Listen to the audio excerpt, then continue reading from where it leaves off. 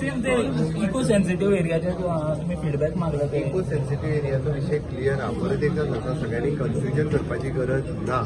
Okay, last विषय गेली 10 वर्सां सुरवात आसा. गव्हर्मेंट ऑफ इंडिया कडेन आमी कंटिन्युअसली कॉरस्पॉन्डन्स करीत आसा की जेच्या मार्फत 108 विलेजी आशिल्ल्यो त्यो 45-55 विलेजी काडपाचे 2-3 प्रपोजल केला. आयला तो ड्राफ्ट प्रपोजल जो ताका 3 गजाली आसता. एक म्हणजे डेन्स फॉरेस्ट विथ स्पेसीस, कॉन्टिज्युटी आणि हायट, ह्यो 3 गजाली वेस्टर्न घाटात आसलेल्यो एका इको सेन्सिटिव्ह झोन डिक्लेअर करतले. इको सेन्सिटिव्ह झोन डिक्लेअर केलो सुद्धा तरी आसत.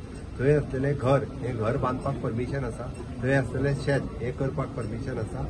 थंयसर फक्त कमर्शियल एक्टिविटी म्हणजेच मायनिंग आसतलें किंवा बाकीच्या सारकिल्यो एक्टिविटी जावच्यो ना. म्हणून लोकांनी कन्फ्युजन करचें न्ही.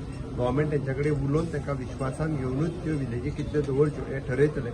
Was not related only to the Goa, but it the Goa, Maharashtra, Karnataka, Kerala, Gujarat अशा सगळ्या राज्याक रिलेटेड लागपी वेस्टर्न घाटाक लागपी राज्या खातीर हो विशय आसा. कन्सल्टेशन केल्या उपरांत फायनल जाता.